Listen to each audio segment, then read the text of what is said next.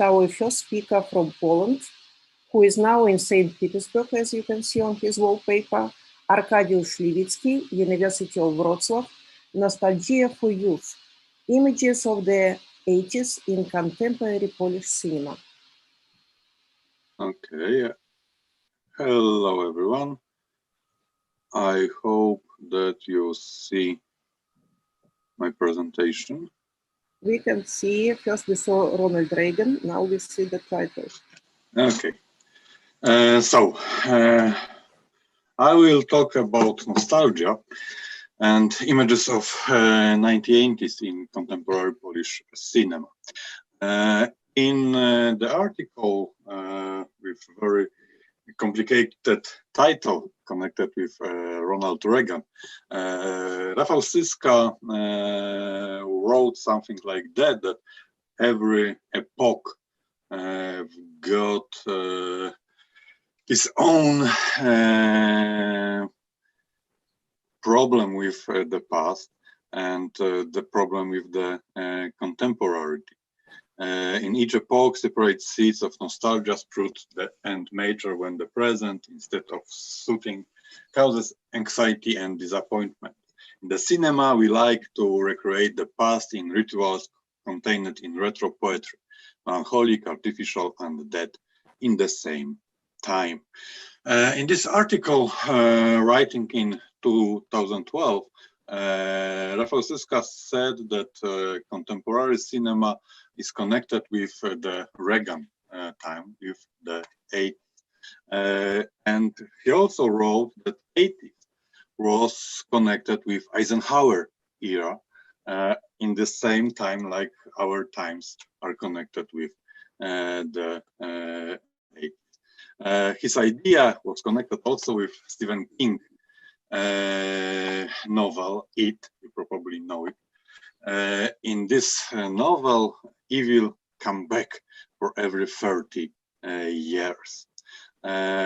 We must connect this maybe nostalgia from this time from 30 years with a problem of generation replacement.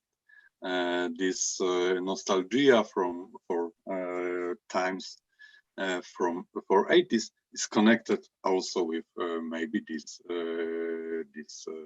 issue. Because we've got in contemporary cinema a lot of examples connected with this particular problem.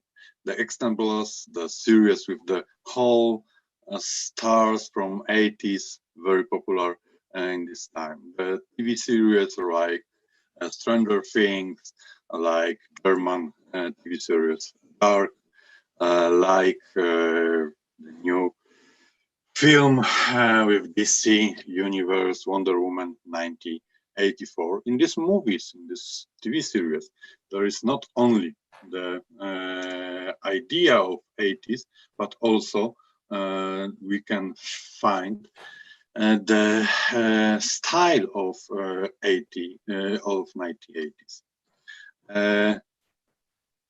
Because 80s in Poland was a very bad time.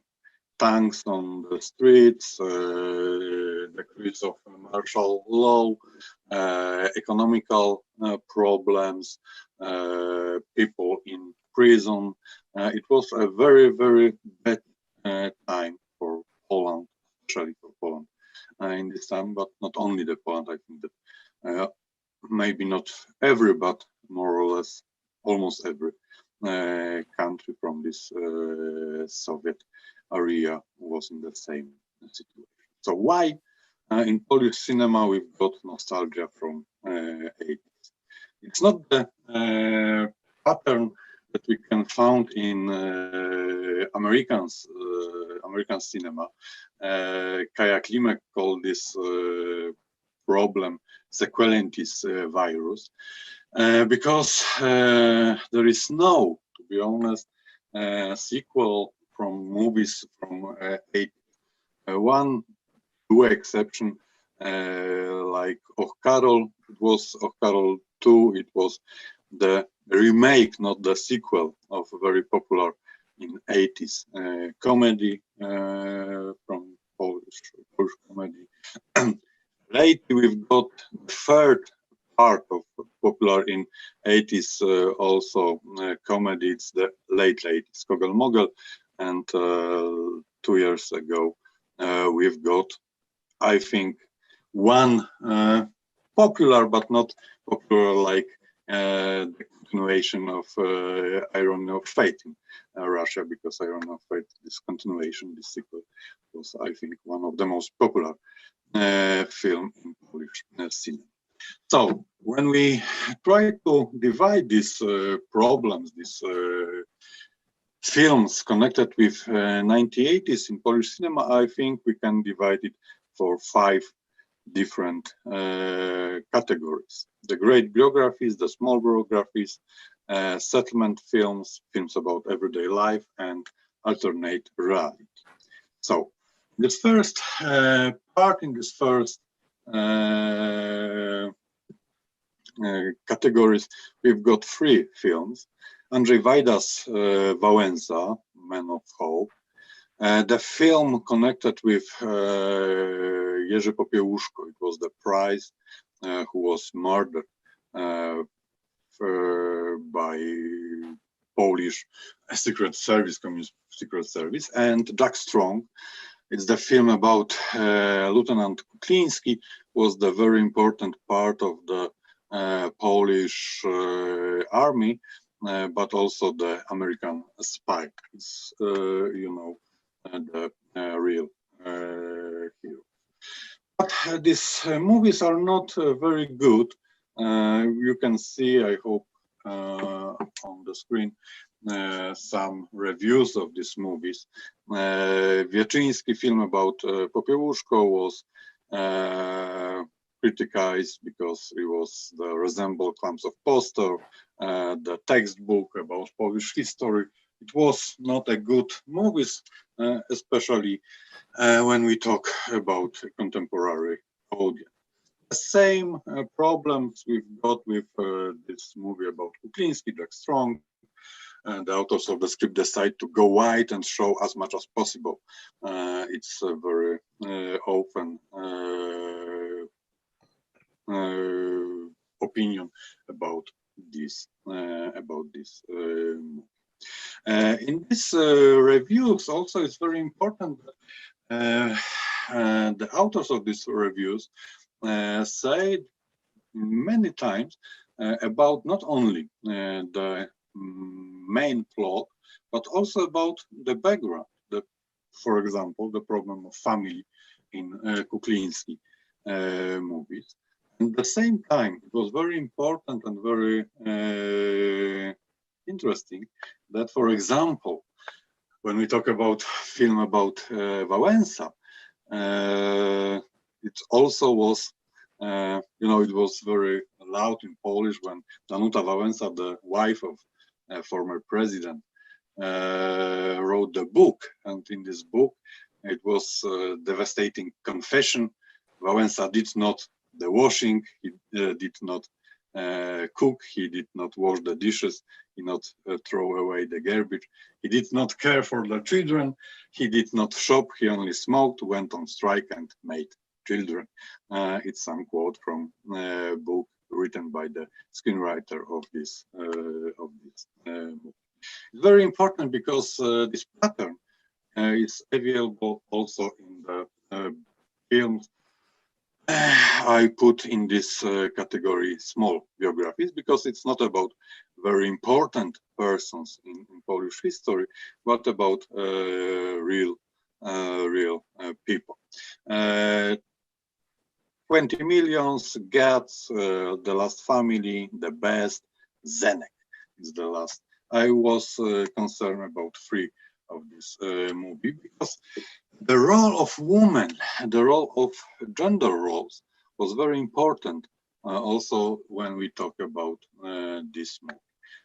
In this movie about the story of removal of money from the bank, it's 80 millions. Zbigniew Religas is the first Polish doctor who made heart transplantation, and about Beksiński families, the last family.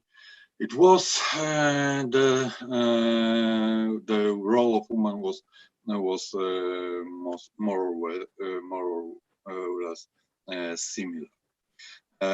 Men fights for the freedom, and women are in the background. It's very important that directors of this movie come from different generations. Waldemar Krzystek, born in 1933, show us women as subordinated to the patriarchal order. Faithful Penelope, rewards for the weary warrior. It's the pattern he used in his movie. In Religas, Zbigniew Religa was this doctor from Graz. Also, women occur in the background. There are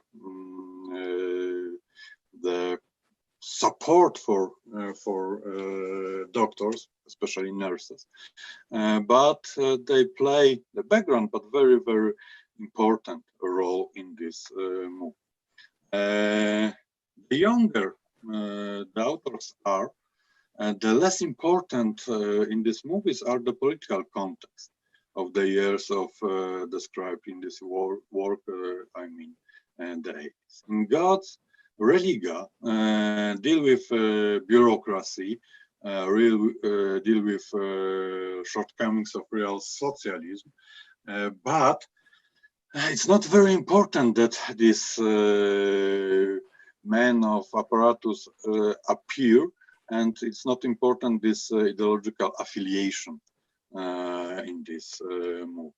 I think that it's something we can connect with the thesis of Daniel Bell, project in the cultural contradiction of capitalism, the old book, but in this book, Bell call Soviet communists a kind of bureaucratic collectives. I think in this movie, especially when we talk about younger generation,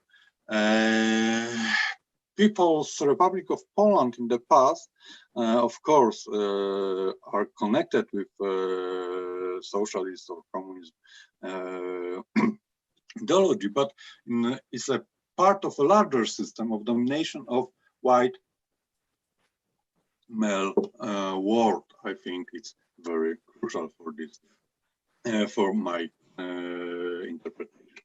You can compare, especially also the stills from this movie. It's stills from Goods with some stills from American movies from 80s.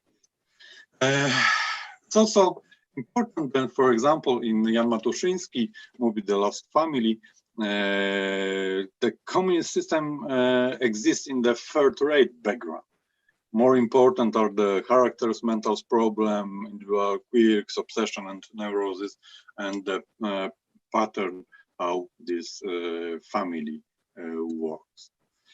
Of course, there is the background with Polish, not very colorful blocks and so on, but it's also not so important.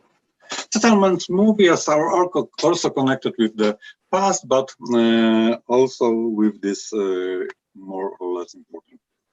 Obywatel, Citizen, directed by Jerzy Sztur, born in 1947, see the 1980s primarily through the prism of political events and dominated at the time.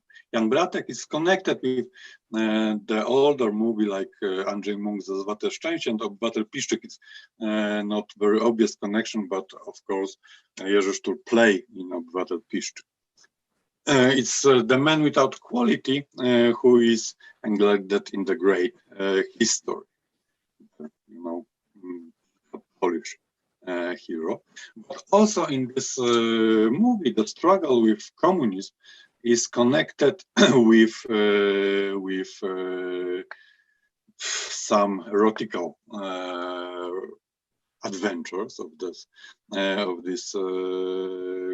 hero, Polish woman in this decade, in this movie only dream for giving their body and the kitchen to a brave opponent. So this kitchen is connected with the plot of this story. When we talk about film of Janusz Morgenstern, it's also The Last Evil. It's also connected with the same pattern. Kamil Nowak is a student of Polish studies, of Polish philology.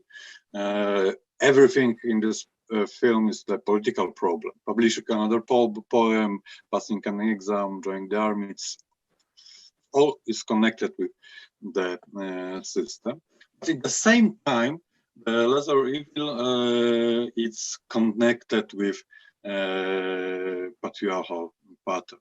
In this movie, it's the wonderful scene when to pick up a woman is enough to say that I talk with Tadeusz Konwicki, it's one of the Polish writers, and it's the whole story how to pick up a young woman in this time, of course, in the eye of Janusz Morgan.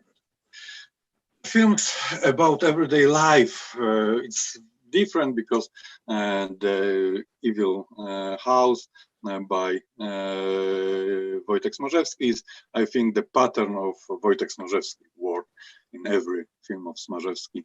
The word is dark, drunk, and evil. We've got some comedies like Polish Roulette, Sztos 2, but also these times are not very wonderful. About film, all that I love, I say something when we discuss about Lieto in Friday, because it's some kind of Bildungsfilm or coming to age film connected with 80s, but also with rock music, punk music, and so on. And in this movie, we've got the real nostalgia from 80s, but in this individual pattern. It's not only the time of struggle with the communism, but also the period of rock music, the popularity of Bruce Lee, or dances in the schoolhouse. And in this movie, we've got some kind of pattern. Only 2 films, I think, break this pattern.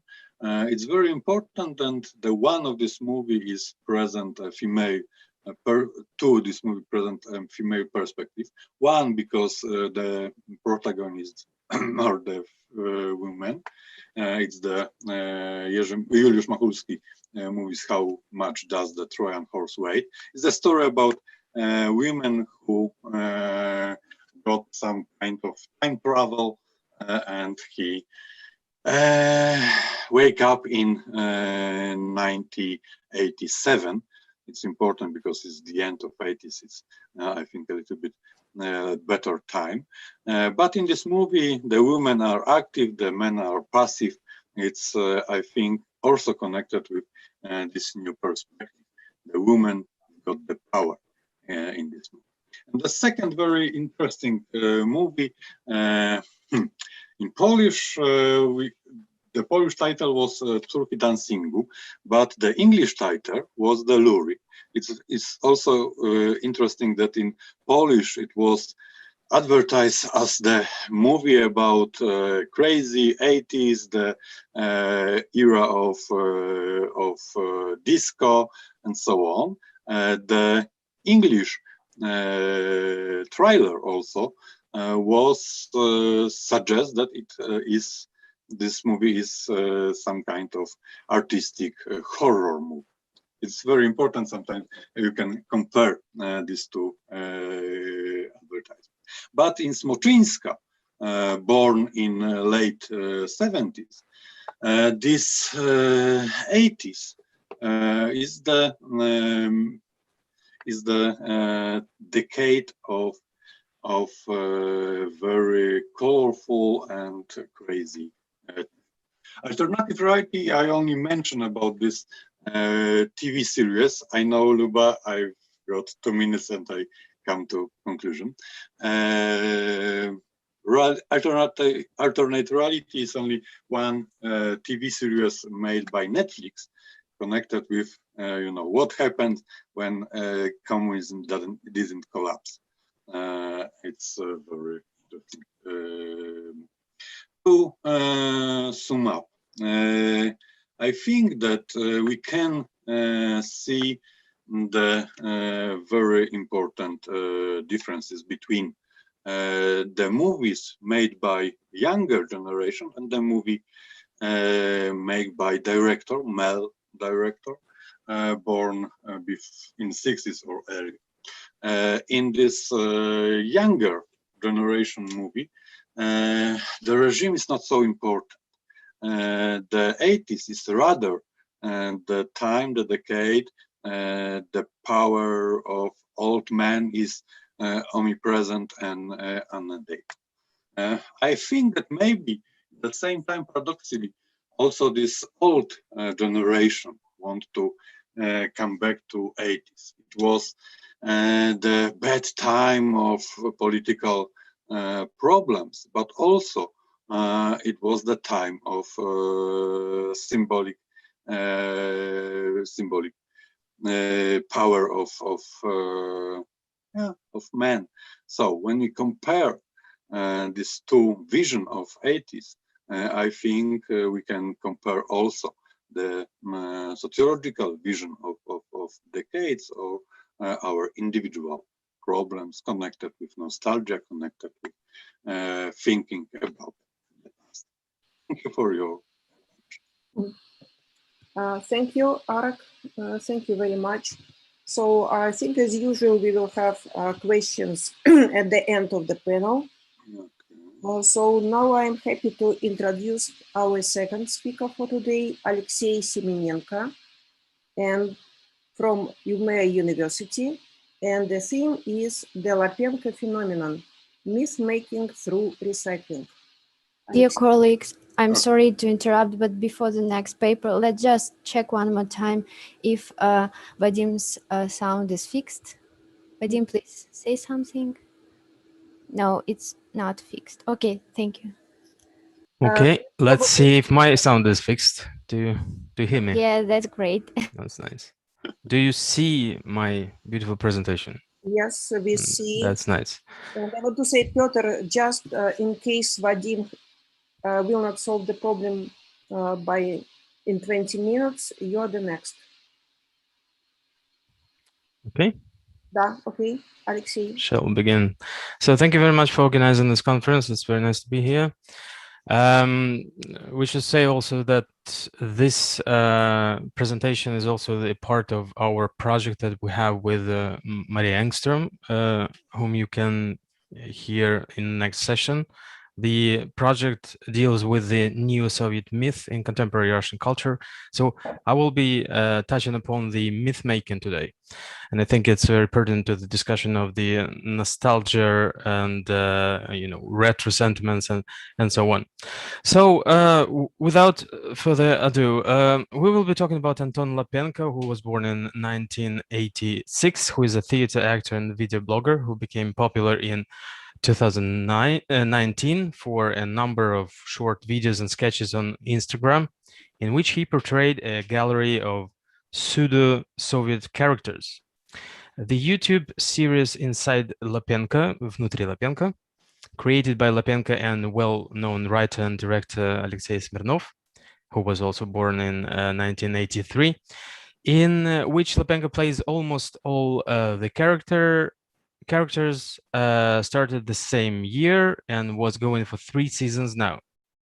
The series is shot in a pseudo VHS style and takes place in a fictional and a fantastic retro multiverse that heavily relies on a collective memory of the late 80s, but mostly of the 1990s. Highly intertextual and parodic in Tenanev's sense, the series relies both on the epoch of the late socialism and the first post-Soviet dictate, and its tone is easily recognized as Soviet, even by the younger generation of the viewers. Furthermore, it was far more popular with the younger generation of the viewers than those who were born in 70s or earlier. The Lapenko project can certainly be viewed as a general, as a part of a general trend of Soviet nostalgia and retromania, which is dominating the recent years. However, I will touch upon about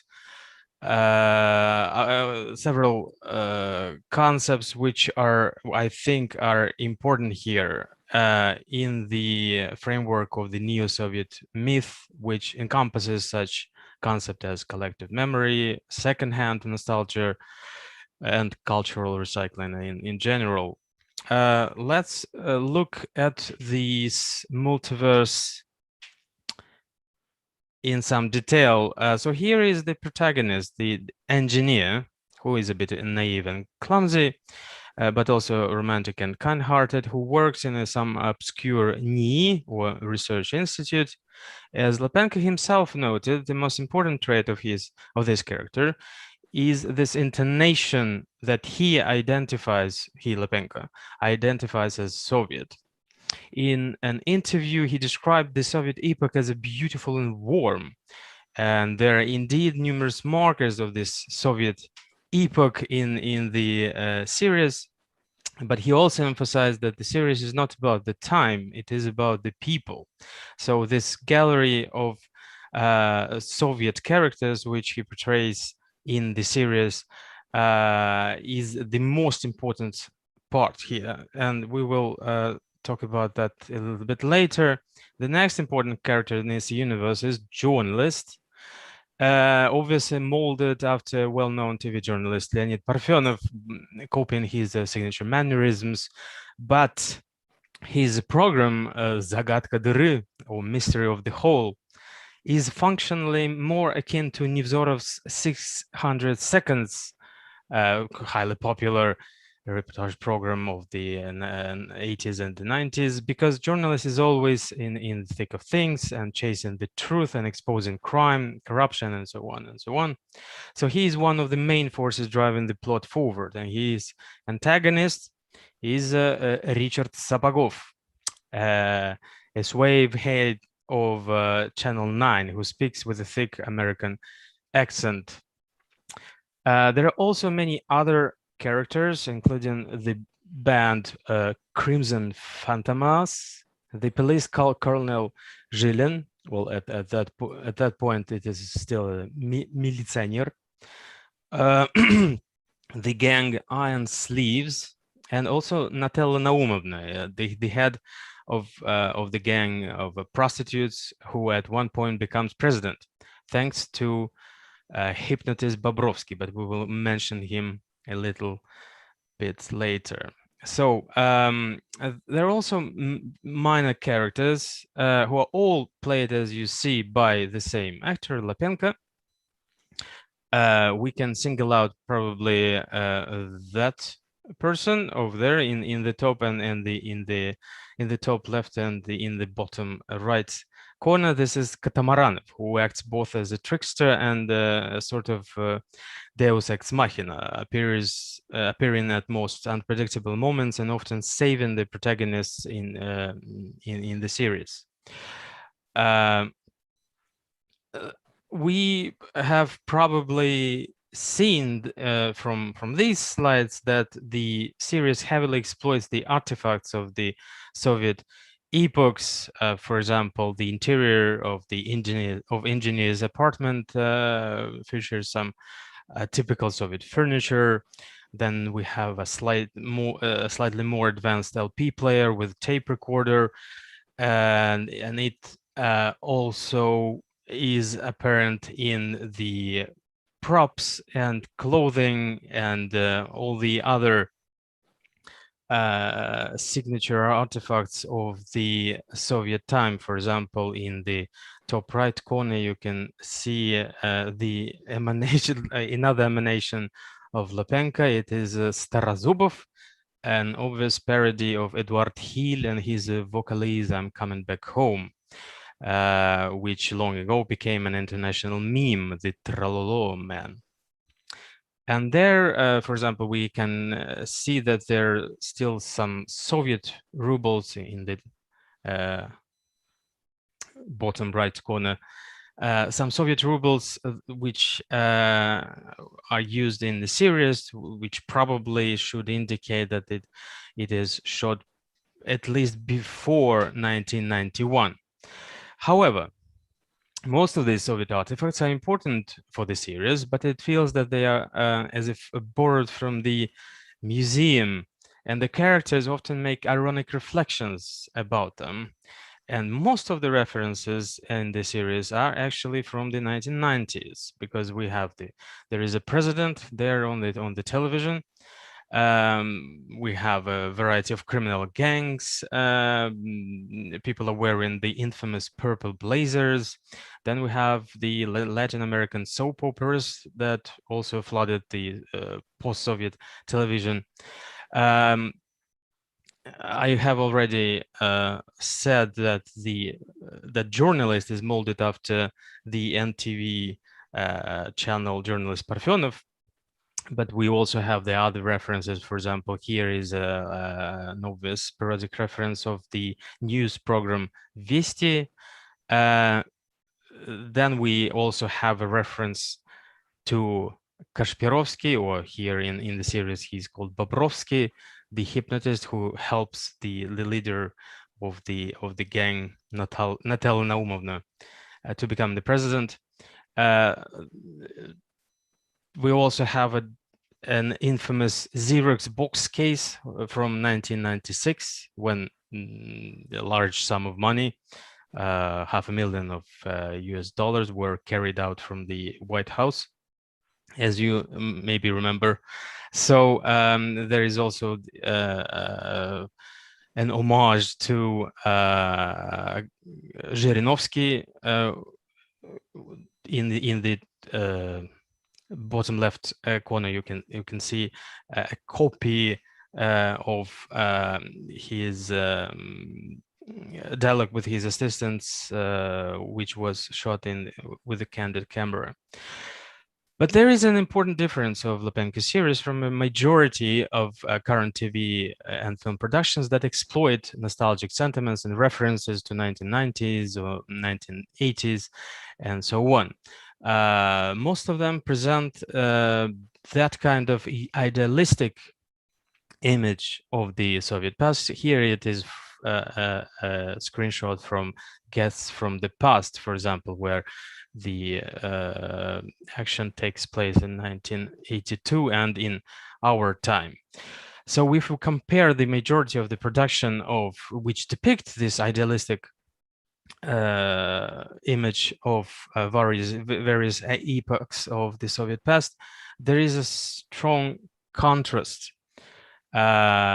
As Lopenko himself noted when he was in an interview, it is not so hard to find this kind of entourage of the 90s or the 80s.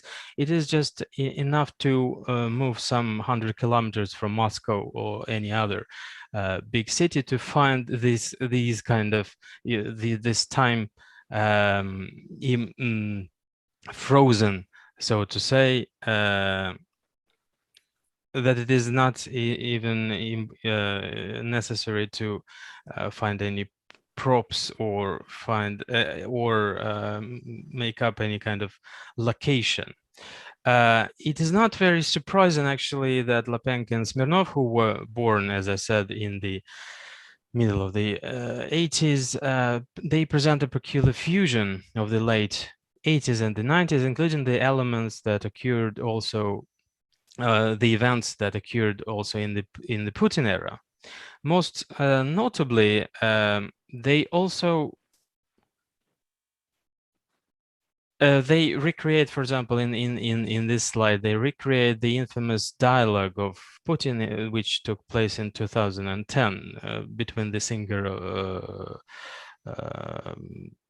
Yuri Shevchuk and Putin, who was then a prime minister. They were discussing the protests, and in the series, this dialogue is shot almost frame by frame.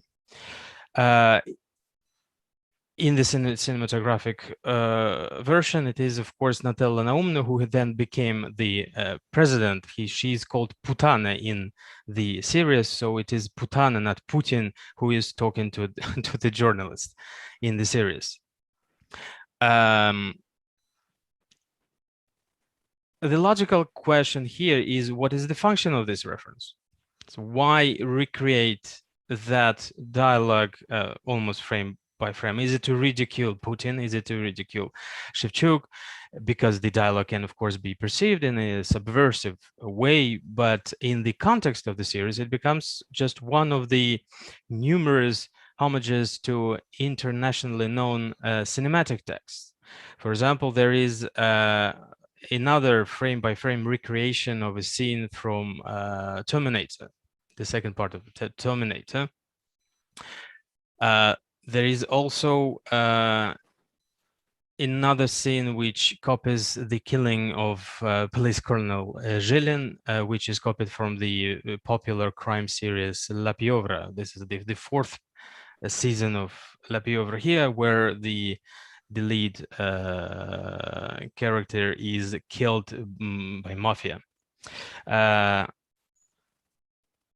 There is also quite a number of other scenes. Most notably here is from Twin Peaks, David Lynch's Twin Peaks, which is also recreated almost frame by frame.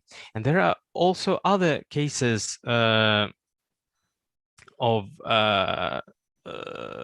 intertextual references to the classics of the Russian cinema, but also the world cinema. In some cases, there could be just a little hint in the series, or sometimes they really borrow quite a lot of scenes from the series, and Game of Thrones also became one of the material for the series, where they recreated several scenes with when the police Colonel Zhilin, who was killed, as you saw in the previous slide, is resurrected, brought back from the dead, identical to the scene in Game of Thrones, and the final battle between the goodies and the baddies, also at the end of the second season, is also molded after Game of Thrones. So as we can see here, the Lapenko series is highly intertextual. It encompasses numerous allusions, parodies, pastiches, and in Tynyanov's terminology, as I mentioned, it unites both parodiyные and parodichные elements, where they are organically bundled together through irony and stop. Stop is important for the series as such, because it also includes this duality of ironic over-identification with the object and ironic distancing from it. The characters are often ironic toward themselves and their environment in the series. So it becomes not only the exploitation. Oh, sorry, just snapped out of the view.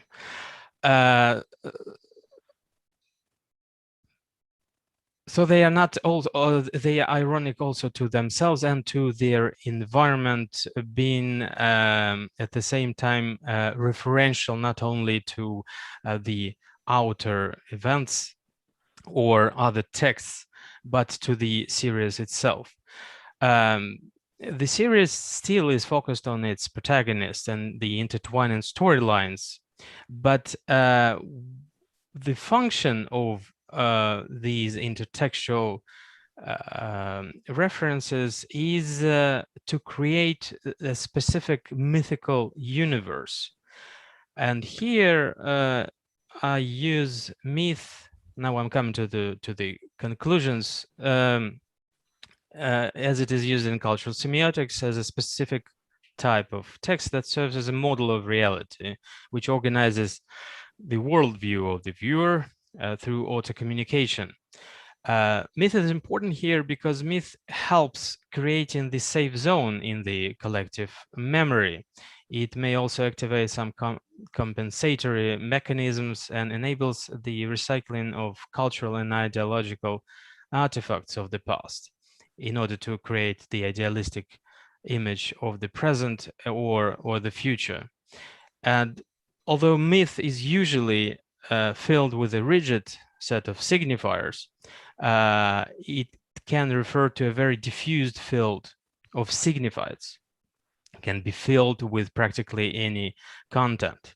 But what is the purpose? Now we're coming to the conclusion. If we're talking about nostalgia, if we're talking about the retro universe and mythology, what is the purpose of creating this kind of alternative Soviet universe? Because it is, as I said, easily recognized as Soviet. Well, firstly, it should be viewed in the context of the nostalgic discourse, which is prevalent in almost all spheres of Russian culture nowadays. And this deliberate nostalgization through agitainment of the media sphere, plus numerous restrictions that are present in our in Russian society right now, create a palpable boundary between even between the 1990s and the Putin era, and even between the 2 decades of the 21st century before and after 2012. So these sharp contrasts between periods make people reflect on the most recent history, because even the younger generation of adults, as the authors of Lopenko, actually perceive the 1990s at the moment as an epoch of freedom and non-conformism. So here, if we are now talking about nostalgia and the function of nostalgia for this text, nostalgia, of course, utilizes these sentiments of loss and displacement in order to create the idealistic image of the past. But here I think the concept of secondhand nostalgia is more important, because, as I said, the younger generations of the viewers of Lopenko actually don't have any experience of the to compare the real nostalgia with secondhand nostalgia, but it is not very important when we create this kind of mythical universe, because as Ushakin says, it helps create this kind of a dreamlike wandering through material remains, creating this alternative universe. I think I'm running out of the time. So to conclude, rather than stating a definite answer, there is of course a question that myth in the Lopenko universe could be a reaction to this general trend of top-down nostalgization of the cultural sphere, which is officially supported in many times, and in many ways is a counter myth to the official myth of the glorious Soviet past that we have witnessed in the recent in the recent years. Thank you very much. Mm-hmm. Thank you, Alexei. Questions will be at the end. And now a question to Vadim. What's with your microphone? Любовь, actually we can't fix Vadim's microphone, but we can do like that. Let's just check. Can you hear me right now? And could you hear Vadim right now? Or is it just very bad? It's very bad. And right now I can hear you, but you can give me the sign if you can hear Vadim. Vadim, please say something.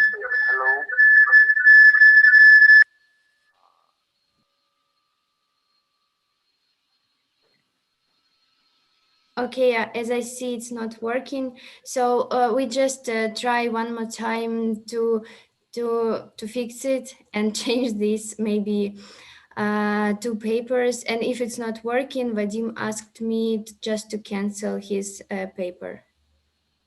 Mm-hmm. It will be a pity. We are still hopeful, Vadim, that you will solve the problem.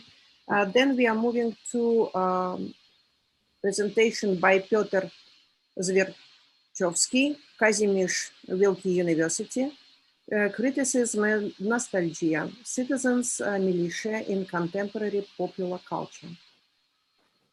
Piotr. Okay, thank you, Luba. I want to tell you about some kind of representation of citizens' militia in contemporary, of course, Polish popular culture. Do you see my presentation?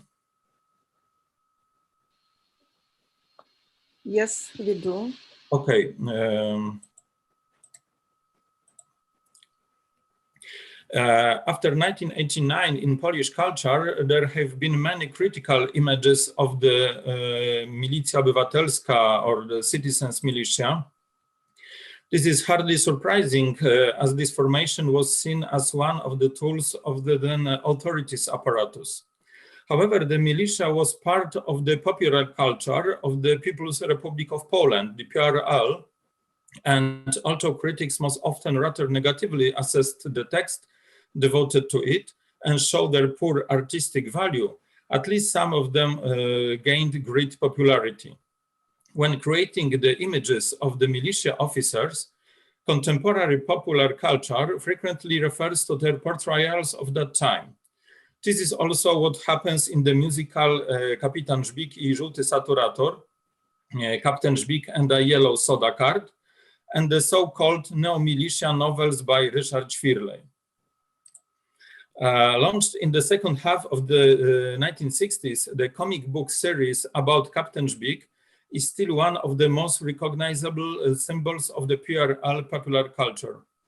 He was supposed to create the positive models of social attitudes, while at the same time warming up the image of the militia. It's turned out to be a great success.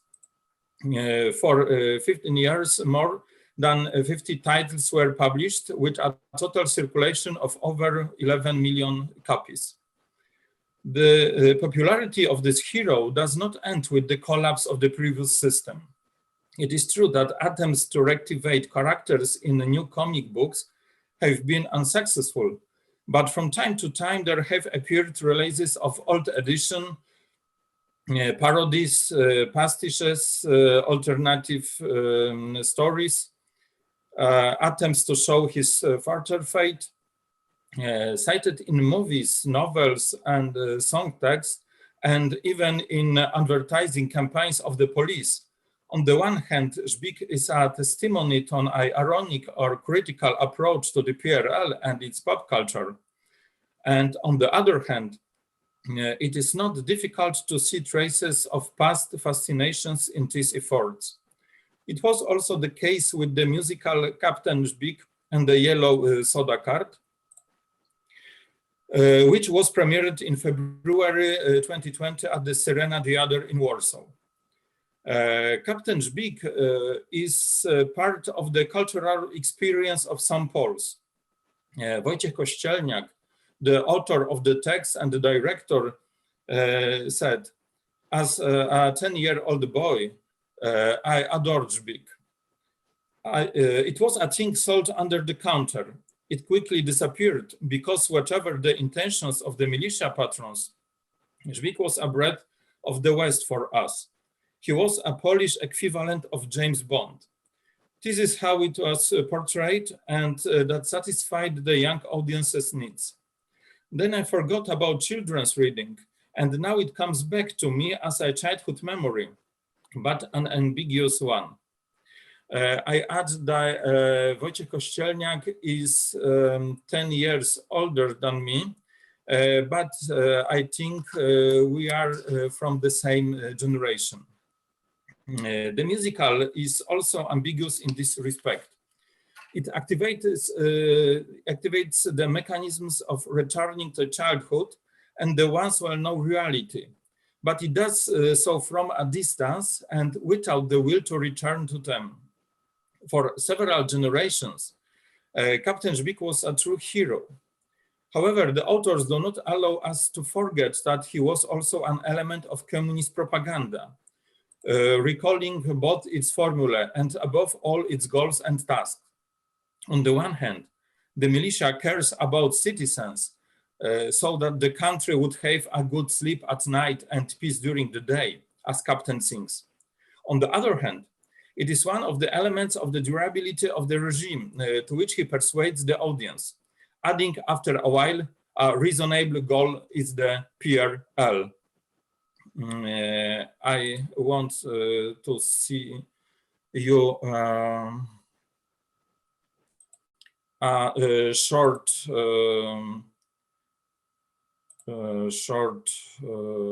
fragment of this musical. One moment, please. Okay.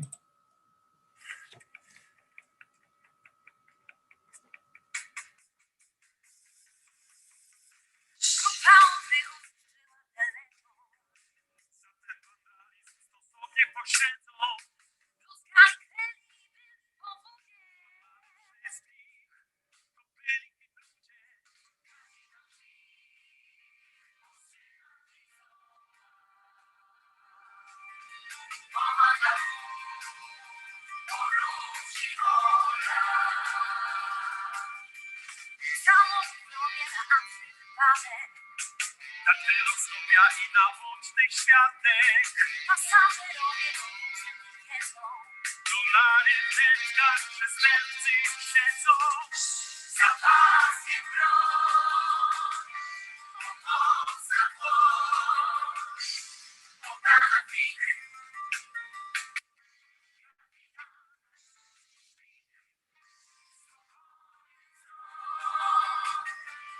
Śnieżna broń,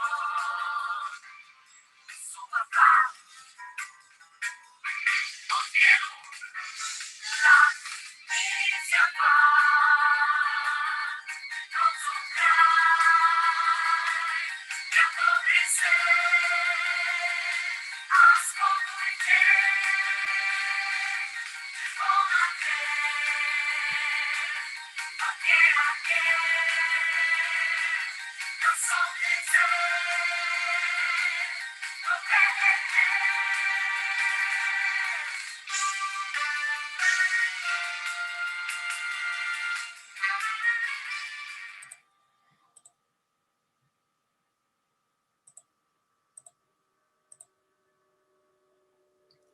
In the musical, Captain Żbik fights with the despicable Manfred Steiff, who, commissioned by Western principals, wants to poison the members of the Congress of the Polish United Workers' Party to make them hallucinate to discredit them.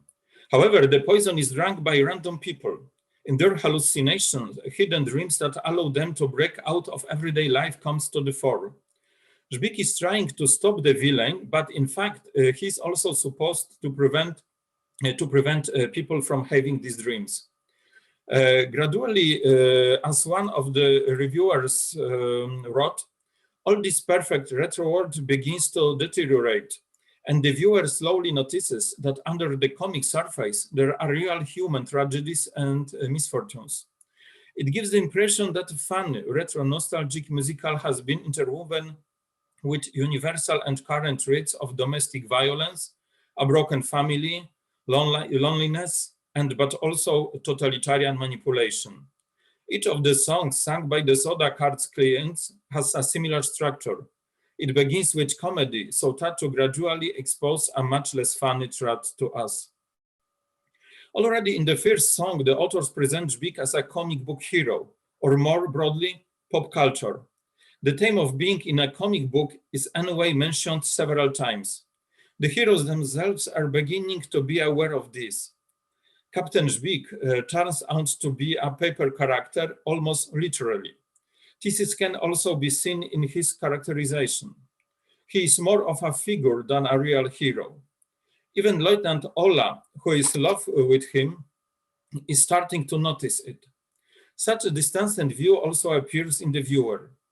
This affects the perception of nostalgia for the PRL, as it shows that we miss something that has not really existed. The musical tells more about longing for the certain image of the PRL than for the PRL itself. In Kapitan Żbik i Żółty Saturator, one of the leitmotifs was made out of this duality of the memory of the PRL. On the one hand, we deal with pointing to the culture-creating role of the popular culture. For many people, the comic book militiaman has become an important part of their cultural experience. Undoubtedly, the authors of the musical refer to nostalgia for the PRL, but the fact they are aware of this state of affairs makes them approach it with distance at the same time. So we are deal, to put it simply, with reflective nostalgia as it was understood by Swietłana Boy. The authors do not persuade us that the PRL was something positive, while they also refer to good memories related to experiencing cultural text. Such reception is possible due to the passage of time. Both the authors and the recipients do not expect the return of this time. They see the difference between identity and resemblance. It is quite similar in Richard Shirley novels, described as neo-militia or post-militia ones, although the relation between criticism and nostalgia looks a little different then. Shirley has so far written 9 novels, including The Raids Are Walking by the Warta River, The 13th Day of the Week, Deadly Serious Matter, The Instant Payout, and Silas in Silver. This uniform is, of course, costume. Also in them we are deal with a specific form of the recycling of the PRL popular culture, this time of the militia novels. As in the case of comic books about Captain Żbik, their heroes were Supermen in blue uniforms, as Stanisław Barańczak once called them.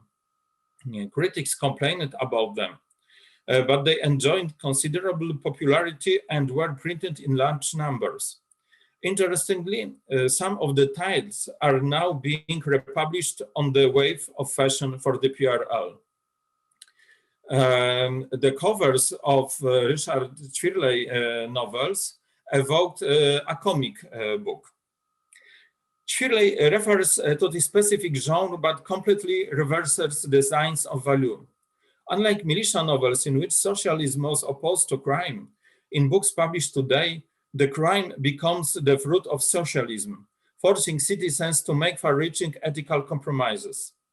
The actions undertaken by the militia are often directed against citizens, not only those breaking the law, and the competence and moral attitude of the militiamen raise serious doubts.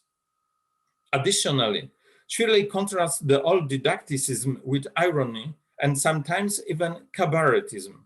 The above-mentioned behaviors and attitudes not only describe but also exaggerate them, which paradoxically softens the criticism of the militia actions. Sometimes he even makes them aesthetic to a specific way, adding expressiveness to what was the common fact. An example is the alcoholism of one of the officers, brought to a state that he begins to arouse admiration. In addition, the characters evoke sympathy. They are loyal, they do not like the security service, they have to deal with the incompetence of various institutions. If they transgress the law, they do it in a degree acceptable beneficial social institutions, by unofficial social norms, or for the sake of the investigation. And finally, unlike the heroes of the militia novels, they are ordinary. They do not really differ from the others. In this way, the image of the PRL also becomes softer. Therefore, when writing about both Shirley's books and other authors' works referring to the militia novel, Paulina Małochleb notices a peculiar inconsistency in imagining of the PRL in them. At the explicit level, the post-militia novels express criticism of the communist regime, but at the same time, they contain the implicitly inscribed nostalgia for a bygone epoch, for a world being chaotic, but at the same time well-known, recognized, in which it is easy to point out who is an enemy and who is a friend. The past is closed and far away enough not to arouse anxiety. You do not have to struggle with it. You just need to recognize it. Małochleb also wrote that introducing elements of the PRL is carrying structures for intrigue and investigation means the presentation of an exotic world for a contemporary reader, an area of memory and still fresh knowledge. However, this aspiration has not been fully met. The PRL is not an intriguing and mysterious space, but a second-class country, stunted in every area. Nostalgia is not aroused, however, by the memory of a secret or of an untold past, but by something that makes the mentioned stuntedness best visible, a detailed description of the world. It is accompanied by a specific joy of remembering what has already passed and will never come back, at least in the civilized dimension, because some social behavior and political pressure seem universal. In any case, the PRL's everyday life is more important than the political history of those years. It is thanks to it that the critical description of the then mentality resounds more fully. Thanks to the references to everyday life, the elements of nostalgia do not arouse suspicions. However, reminding does not mean the wish to return. Interestingly, such a detailed description of reality was also characteristic of the militia novel. This time, however, it takes on ironic and satirical features, which results not so much from the senselessness and comicism of the 1980s, but from the fact of historical distance and balance. The degree of exaggerating negative features not only serves to evaluate the militia, but also highlights intertextual references, referring to both the militia novel and the PRL itself. Criticism of militia novels is at some point expressed directly. They are being talked about by the heroes, criticizing their credibility. It is worth noting, however, that this procedure was very often found in the militia novel, in which the protagonist often criticized the incompatibility of the criminal literature with the actual work of the militia. In this way, the authors of the militia novels made the fiction more probable, situating themselves outside the criminal literature. Ćwirlej uses this procedure for the opposite purpose, clearly emphasizing the intertextuality of this novel. This also concerns the aforementioned comics. For one of the young heroes of Ćwirlej's novels, Captain Żbik was one of the most important inspirations to join the militia. Association with this series are also brought up by the book covers, which clearly evoke the comic character of this presentation. Paulina Małochleb notices that as regards narration, the neo-militia novels resembles its predecessor. The reader is guided by the narrator who deprives him of the ability to independently evaluate the world and interpret the text. However, this type of narration can be considered as another element of the intertextual discourse. The critical image of the militia novel does not exclude the pleasure derived from using its elements by both the author and the reader, just as a critical image of the PRL does not negate the pleasure of recognizing in a safe way, because from a distance, that reality. Kapitan Żbik, Żółty Saturator and Ryszard Ćwirlej's novels combine nostalgia with criticism, both in relation to the PRL and the text of the then pop culture. However, it is reflective nostalgia. Captain Żbik, or the heroes of Ćwirlej's books, are not the result of longing for the citizens' militia or the PRL. After all, their images are negative. The authors of the musical and the novel, however, go beyond historical and political meanings, pointing also to the culture-forming layer of these images. Thank you very much. Thank you, Piotr. So, Vadim, what's the situation with your microphone?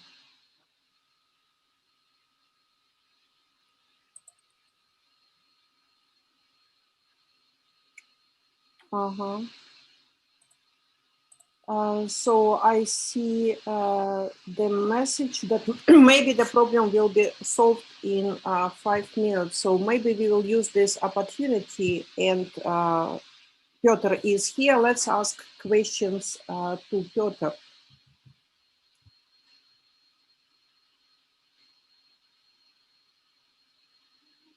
So if you want to ask the question, please raise your hand.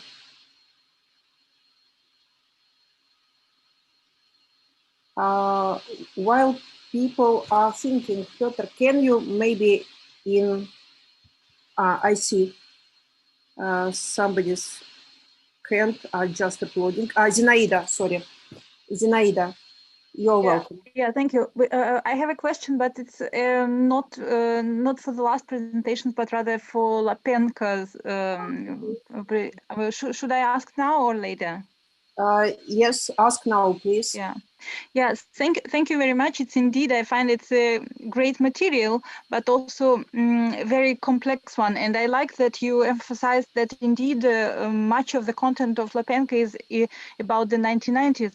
So I wonder how you understand the differences in the different past times that are involved in the Lapenka series, and how the analysis of the different poetics of these different types kind of may enlighten and inform our understanding of maybe not so much of nostalgia, but rather recycling that we can see here. And also how maybe just to give you a little bit more, I think like I wonder how you analyze the violence which is very present in the Lapenka serials. Well, if I understood you correctly from the first question, there is no difference in poetics when dealing with different epochs in the Lapenka series. As I said, this is a peculiar fusion in this mythical universe. Everything from any kind of reference from 2010 or from the 80s, they're fused together and pretty much inseparable. This is, I think, the point of the creators.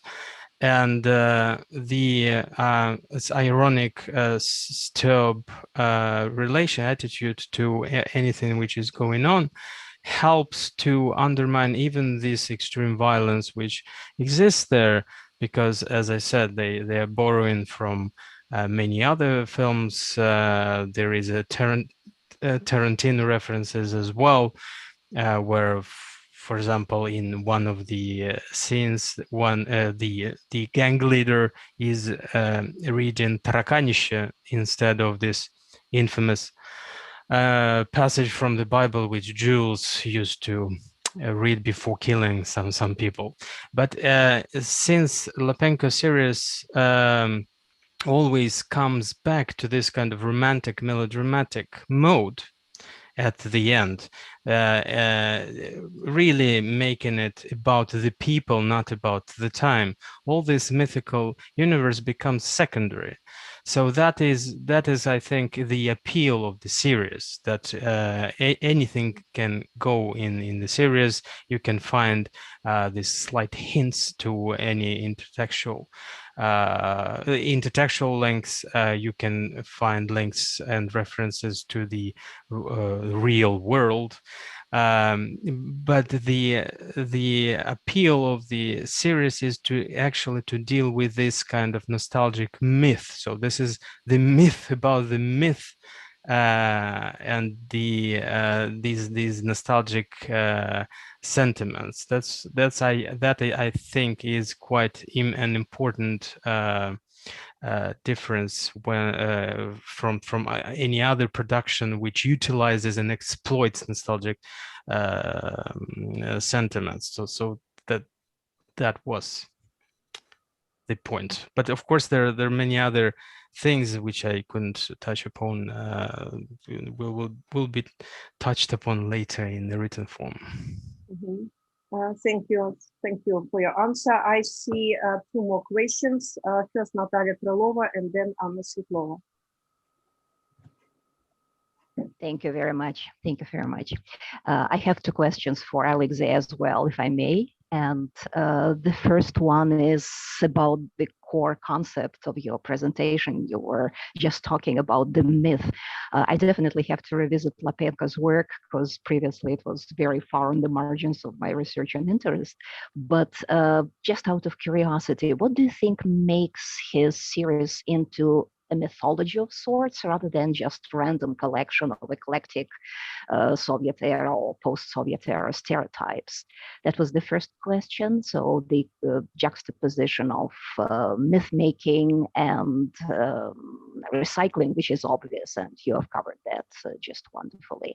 And my second question is about one more reference, which you might have thought about before, maybe not, but I couldn't resist just thinking about the famous and classical Grisha Bruskin's painting, The Fundamental Lexicon, which is also a parade of Soviet era stereotypes. And in that case, it actually creates a kind of mythological narrative, which I believe is not present in Lapenko's work. So could you please kind of talk a little bit about that? Thank you.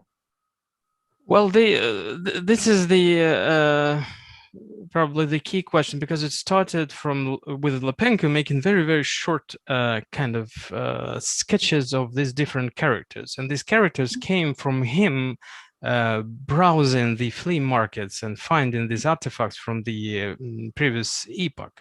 So that was interesting, that when Smirnov came to the production, and the Dusmuhametov and all the other people involved in this production, they managed to bundle it together in this kind of mythical universe. So I think they managed to do that just fine, and that's why it has so many followers.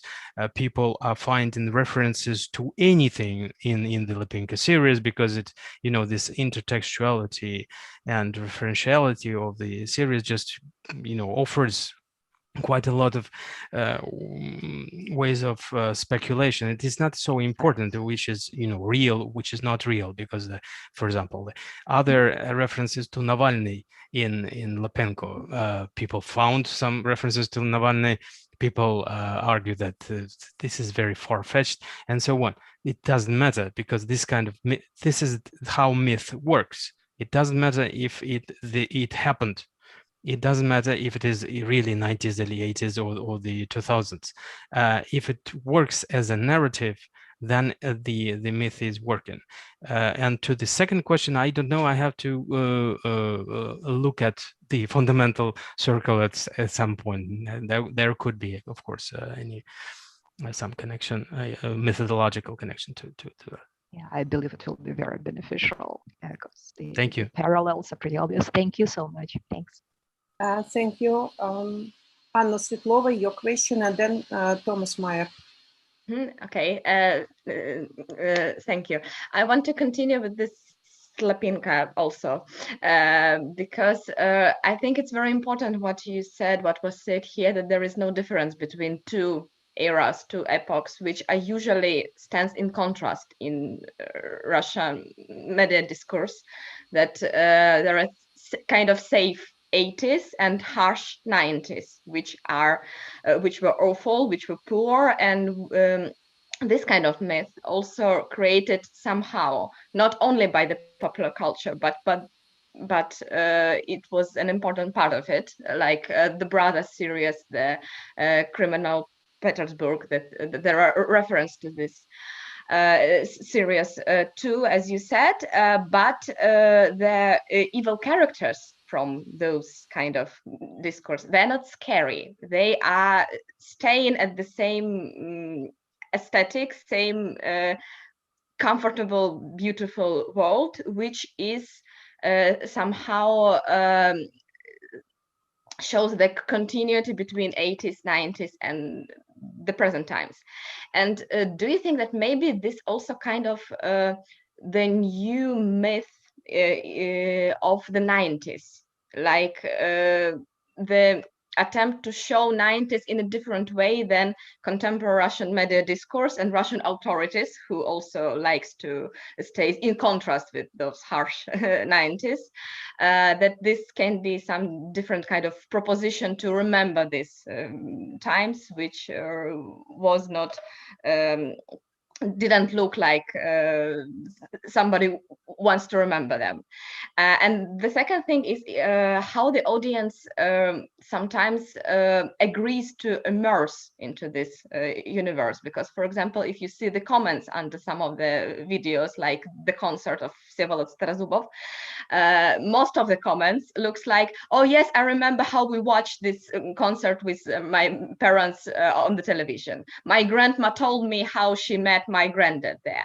So they kind of, want to play that actually this is real, that they believe that this is the documentary and not the serial they watch on YouTube now.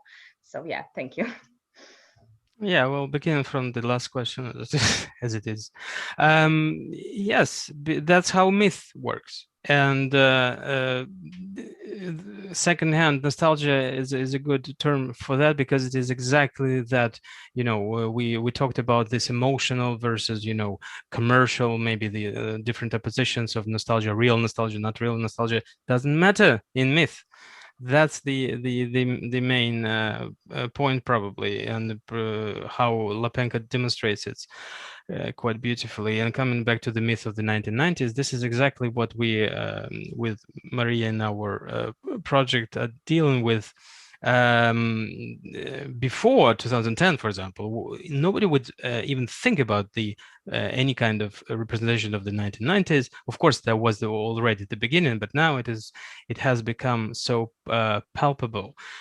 We have the different series, we have the films about the 1990s, and it is already the mythologized version of the 90s. And why this is touched upon very, very shortly in my presentation. I think this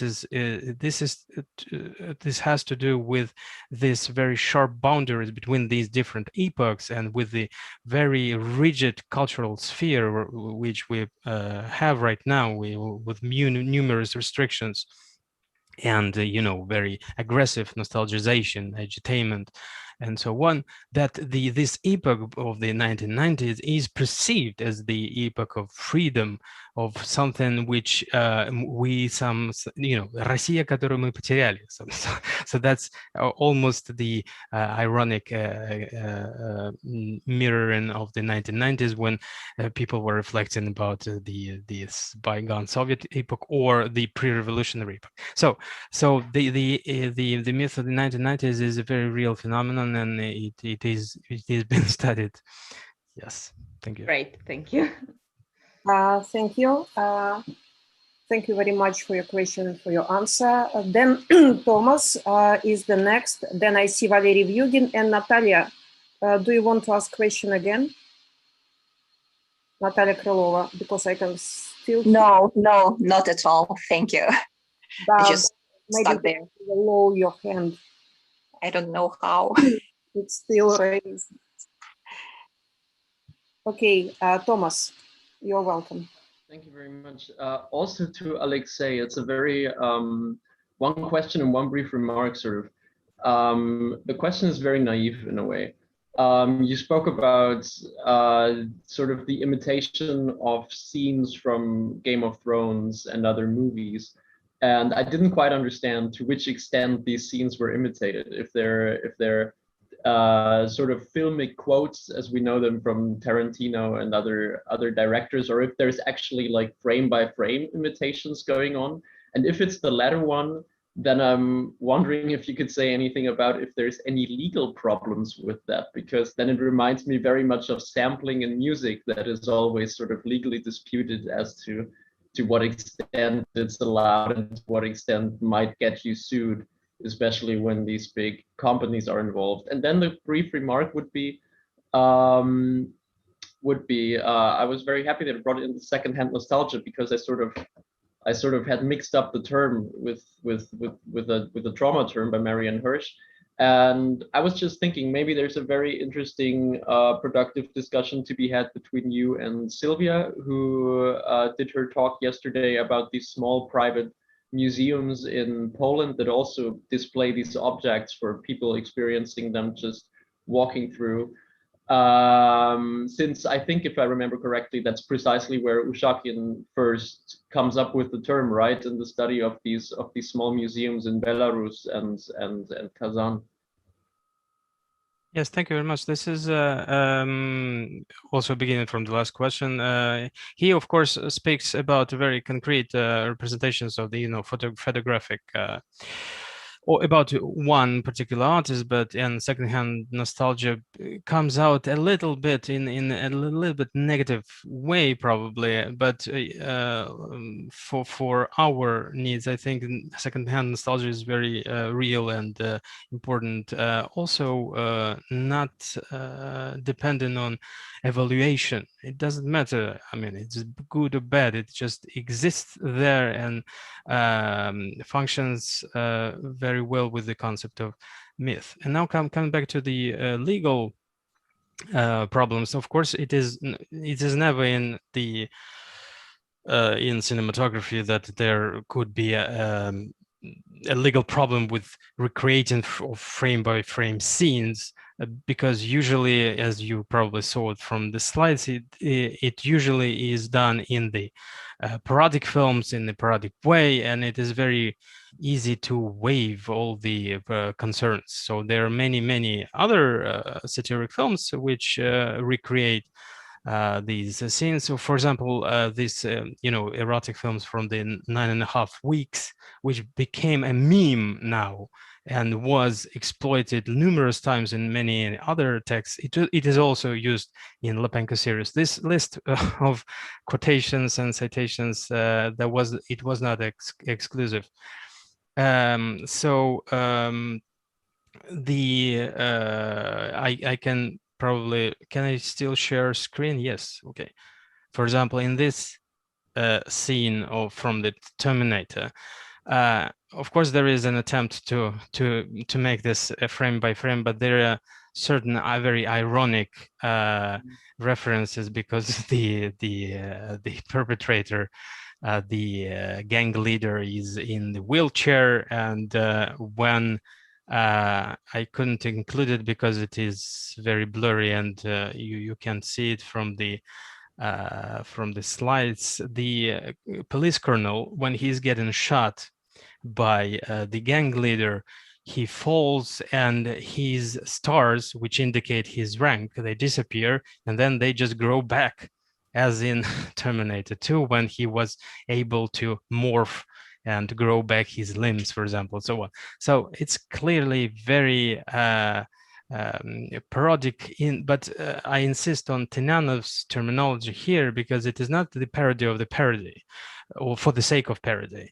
This is rather just this, Tarantinesque quotations, which are funny, probably attract a lot of audiences and reactions of the audiences, but are not primary element of this film, of this universe. So that's probably the answer.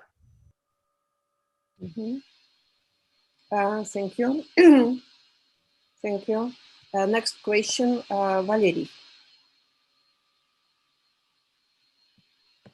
Yes, thank you very much, Luba. I have two questions. One question to Piotr and one question to Arkadiusz.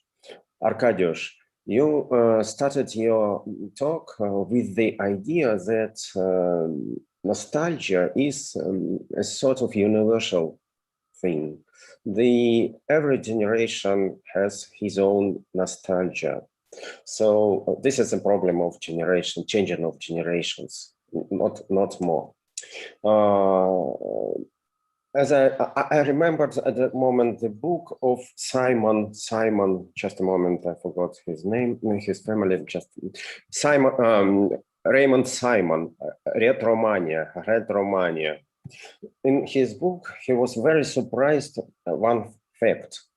He told that, of course, we have a situation that every generation has his own retro twin. It is true. For instance, 30s, 60s always refer to 40s, 70s to 60s, and so on and so on and so on. But at the same time, when he continued to talk about 2000, he noticed that situation is drastically different because we have a lot of recycling. We recycle every epoch during since the beginning of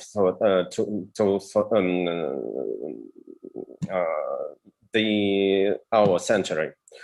This is a problem. So, what do you think about this specific? Is the nostalgia a universal thing, or we can say something more about the current situation? Is the current situation different? What is your opinion?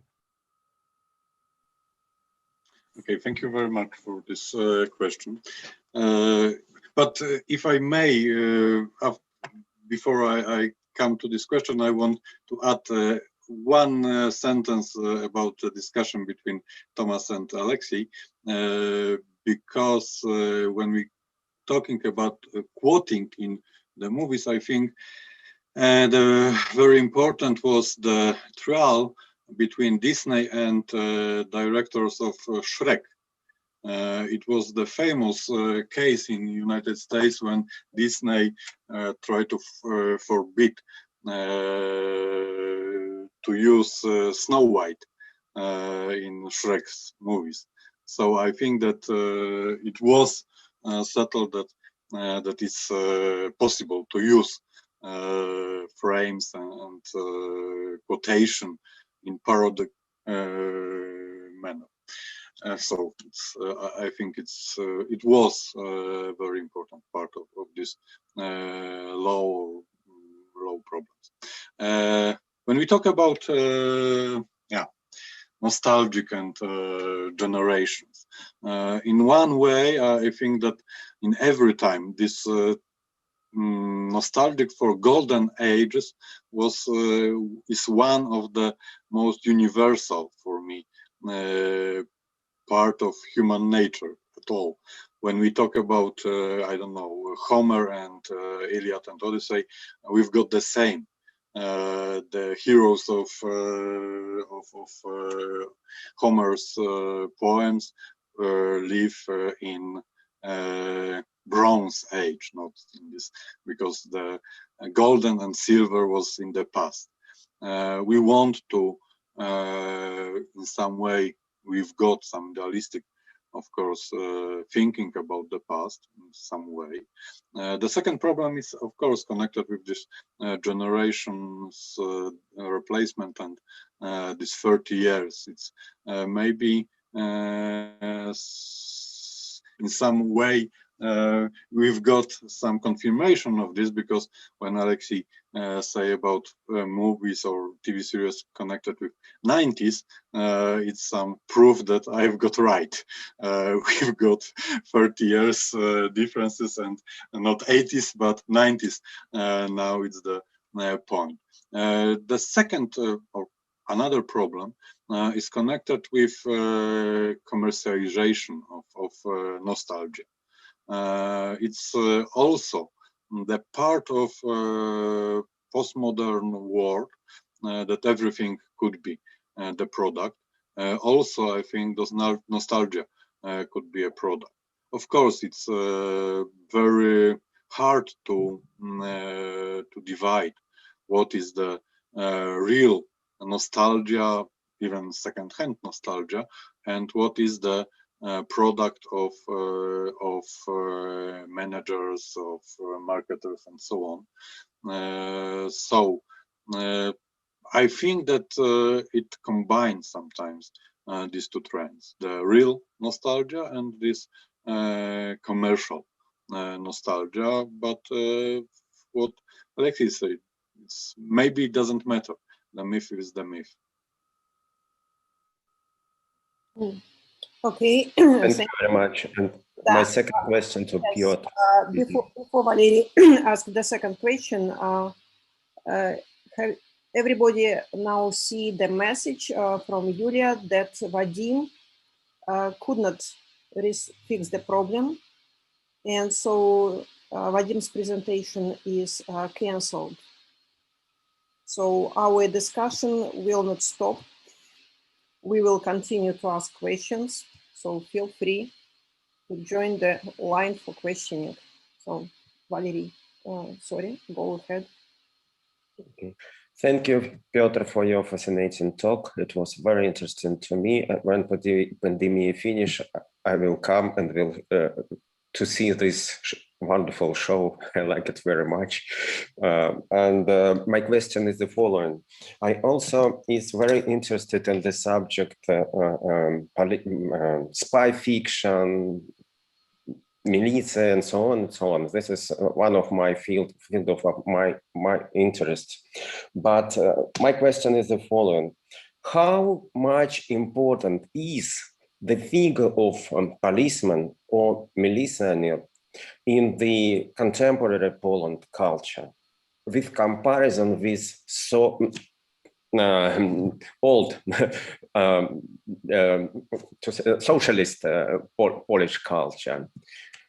That is my question. And another question, which figure is more important for Polish culture now and in previous time? A figure of policeman or a figure of criminal? I think in Polish contemporary culture, figure of militia men is important, but not in this way of presenting. Dominate images of militia as an apparatus of violence or a symbol of system degradation, of socialist system degradation. But in policemen, contemporary policemen, in TV series is important, but criminal was important in is most important in 90s. In criminal cinema, bandit cinema, kino bandyckie. I don't know, like a Russian Chernucha, something similar. But it was beginning of 90s. Now I think the policeman is a hero of many TV series, and socialist militiaman is a hero. Very serious film, like examples, or Evil House by Wojciech Smarzowski, or I'm a Murderer by Maciej Pieprzyca. But this is not ironic, not nostalgic, very serious symbol of past, of evil past. Thank you very much. May I say something connected with?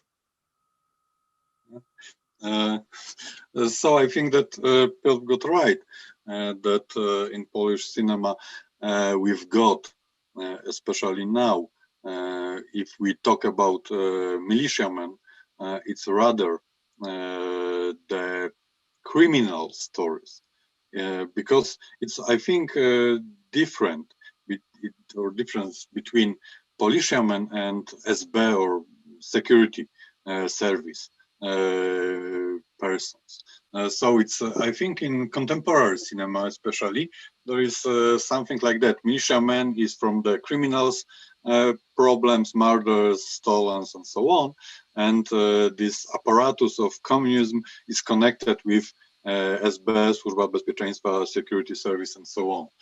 It's, I think, a difference in contemporary cinema. And the second problem is that in Poland, we haven't got, I think it's also some universal problem. We haven't got, you know, the criminals in this high level. We never got some evil person in comics, in books, and so on. It's always, you know, near to the ground. There is no the super evil hero in our popular culture. So maybe it's a general problem of Polish culture. I don't know why. I've got some suspicions, but it's not. It's some part the universal maybe problem. So the criminals are rather the mafia and so on. But I think it's also the way, because when we talk about Polish cinema in 90s, it was a lot of films about bandit cinema, about mafia and so on, Psy and so on. It's the whole series, very popular movies. But in the middle of the ages, between the ages in the first decade of 21st century, we've got a very important turn. I think I wrote some articles about that, that this bandit cinema was disappeared, and we've got the series of romantic comedies. I think it's also connected with the change of gender roles in Poland. But now, what is very interesting, we've got some kind of another series films, especially of Patrick Vegas, very popular, very bad movies. But in these movies, we've got another continuation of this bandit cinema. It's, I think, also connected, if we try to make some link between society and popular culture. I think this conservative turn we can observe, I think, not only in Poland, we can also link with this change in popular cinema, maybe. Thank you very much. It's very interesting. Thank you. Any more questions? While people are thinking, I will read what Zinaida Vasilieva wrote to everyone. Yes, I see Peter. She wrote, I would still invite you to think carefully about the temporalities of Lapenka series, and yet without making it simply stable 80s versus violent 90s. The myth gets stable and monochronous at the later stage of the series, when it gets professionalized and creates its own self-sufficient and self-referential artistic and conceptual universe. In contrast to shocking second-hand nostalgia, points to the experience of the author and the spectator, and here one could dig into something else. So just the message, because maybe not everyone sees the devices. Okay, Piotr, go ahead, please. Thank you. Arek, you show us the picture from Gods with urban landscape. And I think it was very similar to famous picture and poster from Once Upon a Time in America by Sergio Leone. It's, what do you think? It's real inspiration or random coincidence? I don't know. It's because no, it's not the way of using the past like in Lutsenko TV series. It's not the postmodernism play with the past. I think we can found. I try to connect some stills from Guts with some American movies. I use rather the scene from Convoy and the scene from Flashdance, if I remember, because sometimes, of course, there is some nostalgic link between the movies. It's also, I think, the other problem how authors of the movies, authors of the cameramen of this some movies use stills, use inspiration. Where is the difference between inspiration and the using some materials, using some stills, some kind of photography and so on, which is conscious and unconscious, maybe in the same time. I don't know. To be honest, I never found any proof that it was the real inspiration. So I don't know.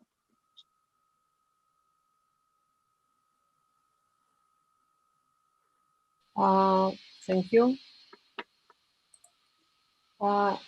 Any more questions?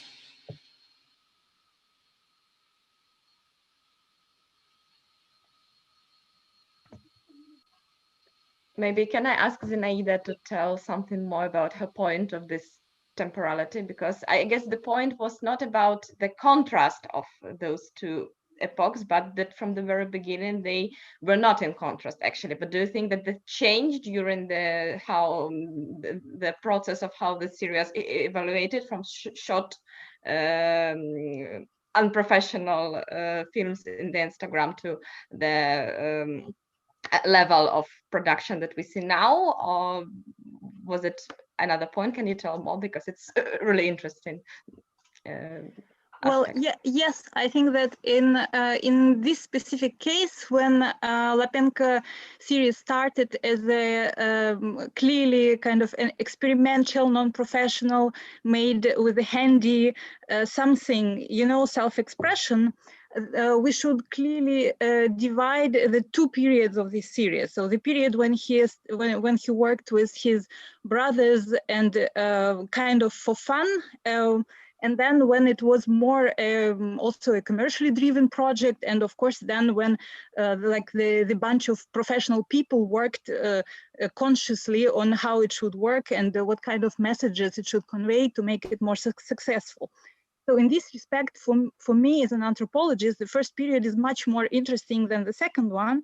And it requires different types of analysis, because of course when you work with it as a piece of mass production as at the later stage, then I totally understand why the concept of myth can be helpful, and because basically what you are doing, you concentrate on the analysis of this self-referential universe as a text, right? But at the earlier stage, it's not yet a self-referential text. It's a performance and expression in the making, where you have much more of the subjectivity of the author in the work. And here I would say that it's much more interesting to work with anthropologically elaborated concepts than with concepts from literary studies, because they just imply different point of attention. And of course, the concept of experience, which is probably not that relevant for literary scholars, is crucial for the anthropologist and crucial for Ushakin when he works about this secondhand nostalgia. So what is interesting in my view here is to think about different, first of all, about the experience of a person who was born, I think he was born in 84 or something like that, and who indeed experienced a particular piece of life, let's say the long 1990s, meaning that it includes, you know, some late 1980s and some beginning of 2000s, while living in this huge family, because yeah, his family is a thing in itself. Yeah, he's born in a family with, I think, 13 children or something like that. So in Zelenograd, which is also a particular district, which is maybe the latest Moscow socialist utopia, on the outskirts of Moscow, where it has been built as a microrayon, so micro district for the electrical engineers, and where his family got to apartments. So, I mean, his life unfolded very much in the decorations of this stable 1980s, of course, in quotes, we mean it, so it's, and of course, like all children born in this period of time, he kind of grew up at the same time while watching movies like Москва слезам не верит and so on, personalizing and incorporating the aesthetics and let's say the values and the utopia of the late 1980s, and at the same time they unfolding very different aesthetical but also kind of real life experience while watching Terminator, 600 секунд, and so on and so forth, and while also experiencing the poverty suddenly, the violence suddenly that actually many of us, I think, experienced.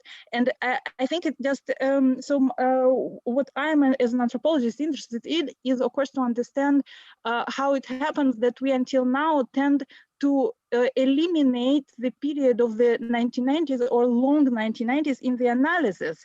So we prefer to focus either on the Soviet or post-Soviet without taking seriously the period that actually framed our understanding of both the late socialism and the contemporary post-Soviet reality, because very much these long 1990s is the formative period which in many respects, like through capitalism, through transformation of political and economical life, through the challenges of in terms of values and so on and so forth. So it's a formative period that is usually eliminated in the interview because of the experiences of trauma.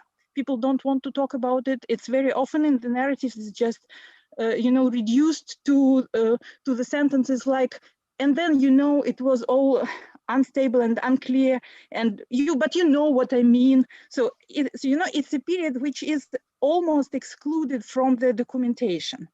And I find that this artistic work like this one is a very, very interesting source to dig into it, but we need to do it carefully. Otherwise, it's much easier to think about everything as about nostalgia, which means everything and nothing, like without working with important differences that are inside. Yeah, thank you. Okay, I can respond to that in a couple. That presentation was about the series, the YouTube series, which was done in 2019 and is still going on.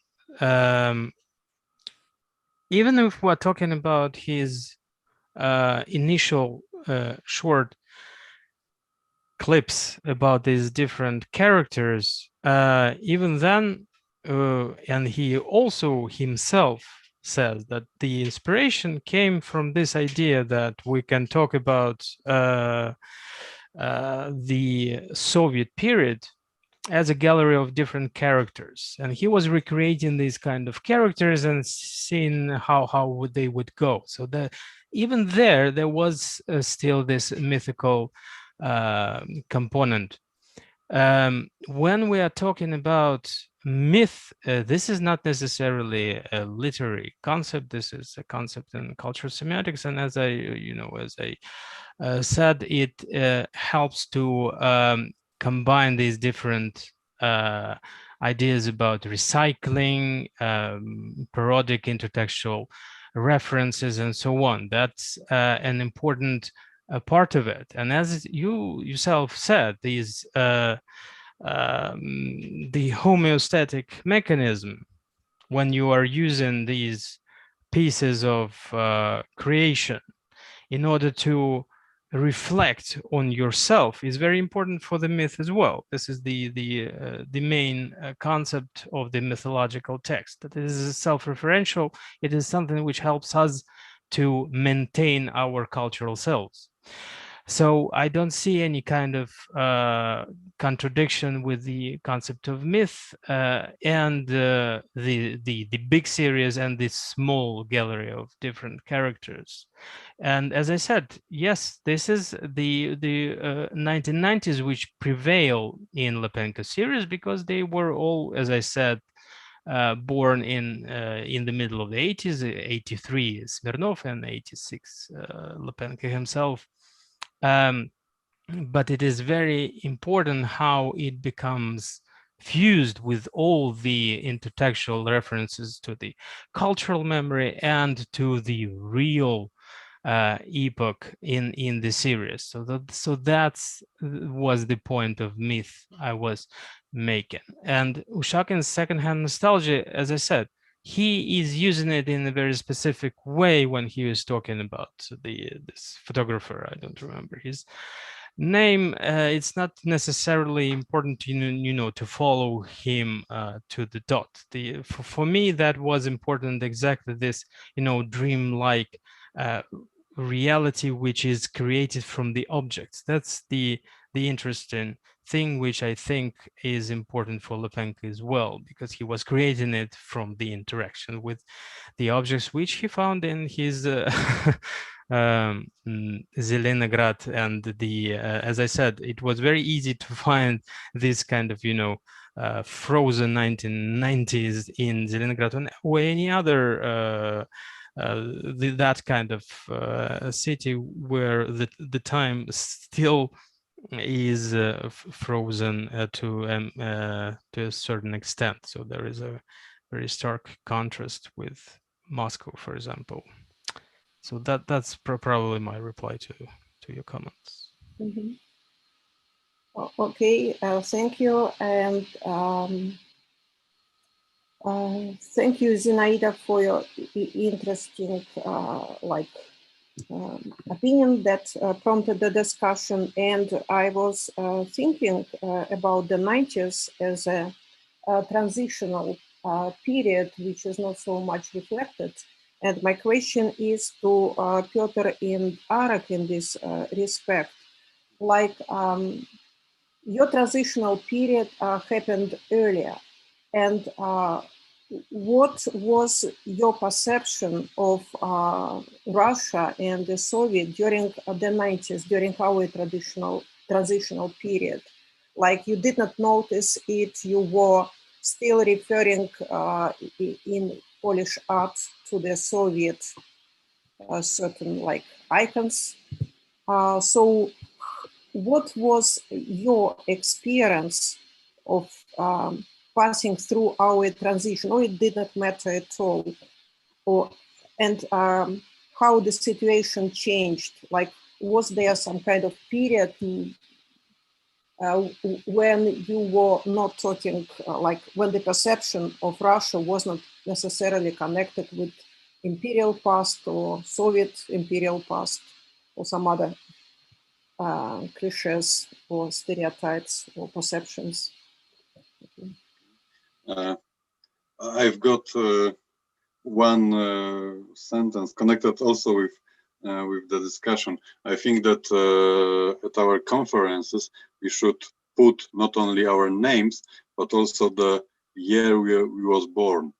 It's, I think, very important when we talk about nostalgic and something which is connected with the past, because what I say when I talk about films about 80s, the year where the directors or the authors of these movies born was very important. So maybe it's also important when we talk about researcher, about scientists which are connected with the problem of nostalgia. Always we've got some image of the past in our heads. So so it's I was born in 1974. So yeah, I remember. I think it's two different traditional parts. In some way, in popular culture, especially, and I think it's connected to the 90s in Russia was connected with this bandit cinema. So there was a lot of images of Russian mafios and so on in Polish movies, and I think it was in some part something like that. In second hand, it was something like that. We want to, in Poland, I think it's more or less obvious that we want to throughout everything connected with general, with Soviet Union and with Russia. So I remember that I learned Russian in, in primary school, but there is no Russian in secondary school, and every Russian teacher learned English and so on. It was very important and very, I don't know, it's not wrong or not, but it was some kind of shit. And also, I don't know, we haven't got probably, we think about Yeltsin, for example, as a very good president because he agreed to throw out the Red Army from the Poland. So in our eyes, it was not the problem of collapse of USSR, but it was rather the very good time when we can do what we want in some way. Really, Yeltsin, I thought that it was under Gorbachev where the... No, I think that the Red Army, it was 1991, so it was, if I remember, the agreement with Wałęsa and Yeltsin. So it was something like that. So we haven't got this feeling that it's something wrong in Russia. It was still the post-imperium, but I think so. Maybe Piotr say something else.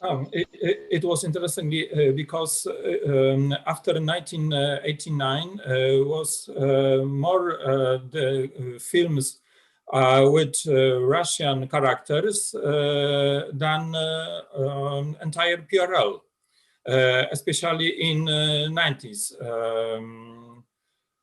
because the Russian are the symbols against struggle against communist system and the silence in recent cultural text, because in PRL cinema was a little of Russian characters, because if you don't tell good, you tell nothing, and in the film A Little Moscow by Waldemar Krzystek, Russian is Polish officer is not better man than Russian, is he's better lover than Russian. This is a reaction for recent 40 years. Interesting perception. And I can see a message Anna Svetlova wrote in the message. My senior students, 60 plus in Poland, when I was telling them about Russian culture from 90s, said that they stopped observing what's going on in Russia since 1989, in a contrast to their previous experience when they had to learn Russian in school. Is it true? It's something like that, when you must or have to do something, it's of course more or less obvious that that you don't want to do it. But I think that this Russian was also because, you know, if I remember the textbooks from my primary school with, you know, the poems about kolkhoz and so on, it was not very, it was not learning Russian, but it was learning Soviet in some way. So it was connected because, you know, especially this Russian teacher was mainly the members of the party and so on. So it was not only the language, but also the way of making propaganda. So this connection is more or less natural. But after that, I think that it was changed because, you know, Russian is very important language and so on, Dostoevsky and so on, the whole literature. Still in 90s was very popular in Poland, Vysotsky and so on. So yeah, it's not, it's, I think in some way, it's a cut of propaganda, but also in 90s, it was maybe the problem. Also connected with, you know, the first time when in Poland, I remember that when I can buy in bookshop, I don't know, the Lecker novels or something like that, not only the Militia criminals.